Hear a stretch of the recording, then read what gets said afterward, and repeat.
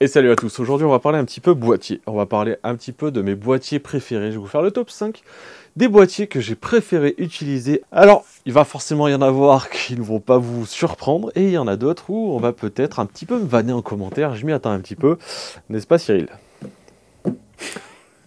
Alors pour ceux qui ne connaissent pas Cyril, c'est un mec avec qui je m'entendais très très bien jusqu'à la première vidéo qu'il a postée cette année, où j'ai appris que c'était devenu un ancien pote. Un ancien ami. Eh oui, je dis ancien parce que il m'a dit t'as fait perdre autant de temps à l'humanité. Donc Sofiane de la chaîne Art Company, voilà, RIP. Ça m'a fait plaisir de tourner avec toi en 2022. Ça n'arrivera pas en 2023. Donc c'était plus un pote, donc voilà. Voilà, je sais qu'après ça va vanner en commentaire parce qu'on va parler Canon, on va parler d'autres marques et je préfère désamorcer tout de suite. Allez, on passe directement au numéro 1, ce coup-ci je le fais dans l'ordre.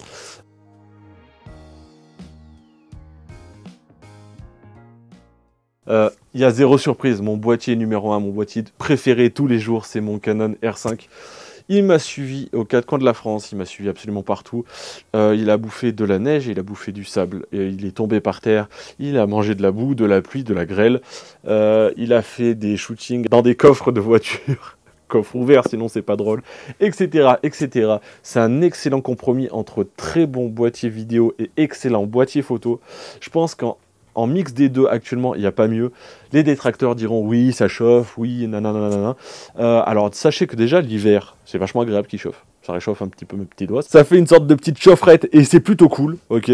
Vous ne pouvez pas avoir ça avec vos Sony, Nikon et autres Pentax. Et en vrai, ça chauffe pas tant que ça, comme j'ai dit dans plusieurs vidéos. C'est un excellent boîtier et franchement, tous les jours, si j'avais les moyens, j'en aurais deux, peut-être même trois. Bon, on passe rapidement sur le R5, il filme en 8K, il filme en 4K 100 images par seconde, et puis il filme en Full HD, il filme avec des profils flat, etc., etc. C'est un très bon boîtier, mais très cher. On passe tout de suite au numéro 2.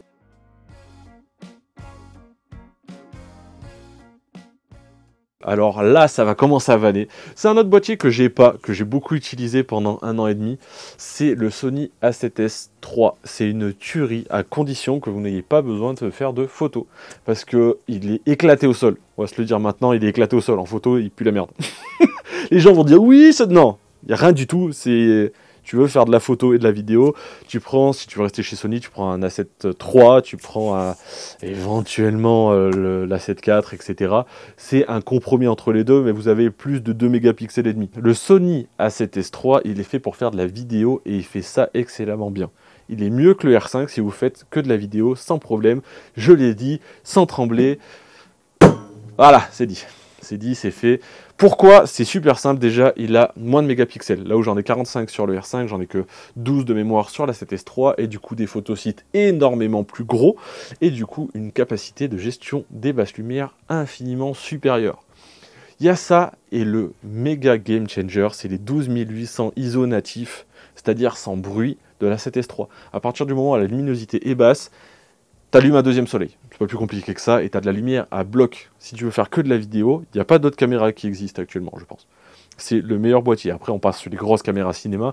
Mais si tu as les moyens de mettre 40 000 balles dans des grosses caméras cinéma, je pense que tu as les moyens de mettre de la lumière à peu près où tu as envie, avec, j'en sais rien, des EcoFlow avec des grosses batteries et tout ça. Je pense qu'on parle plus du tout du même game. Si on est vidéaste, même pour faire du début en cinéma, je pense que l'A7S III est un excellent compromis.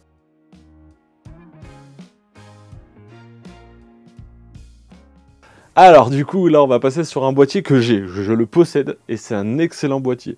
Encore une fois, on réglera le compte des détracteurs juste après. Mais ce boîtier, je le possède, il est juste ici. Alors je l'ai là. Je l'ai également ici. Mais aussi, je l'ai là. Voilà.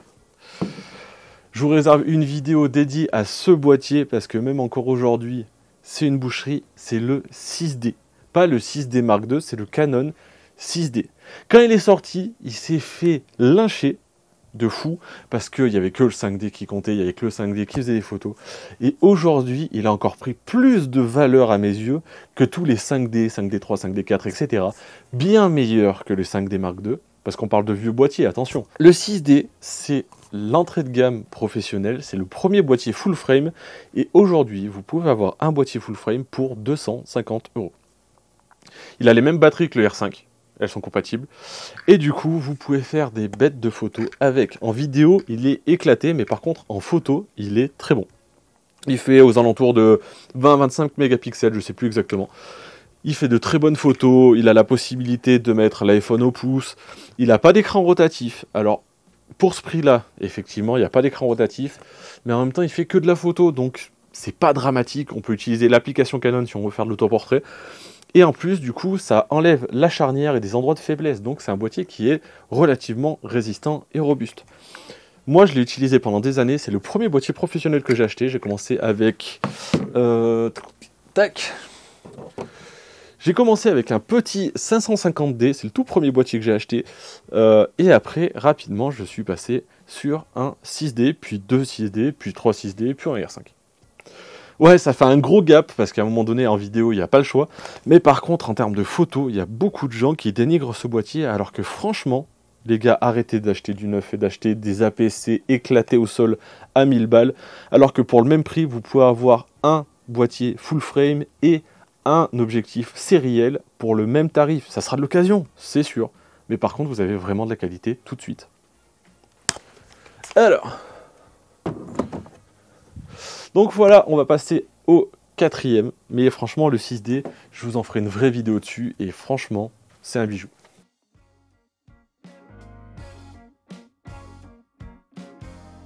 Allez, pour le numéro 4, Cyril, celle-là, elle est pour toi, c'est le ZV-E10. Franchement, on allait tourner, on allait l'essayer. Cyril me l'a prêté, encore une fois, merci poto, parce que le boîtier est cool, il est petit, il est léger. La batterie pue la merde, ça c'est dit, voilà, ça c'est dit, c'est fait. Mais par contre, le boîtier est excellent. Le boîtier est très bon, c'est un petit format, c'est un APS-C, il n'y a pas autant de lumière qu'on voudrait.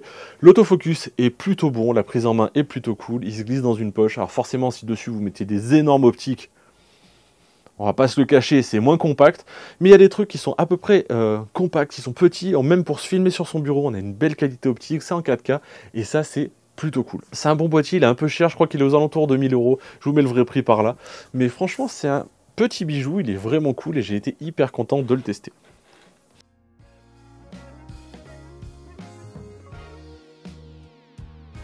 Et on va arriver sur le 5e, alors celui qui m'a forcément le moins hypé, mais que je me sers tout le temps. Vraiment, je m'en sers très régulièrement, je m'en sers pour faire de la vidéo sur internet, je m'en sers au quotidien, et cet appareil photo, c'est mon smartphone.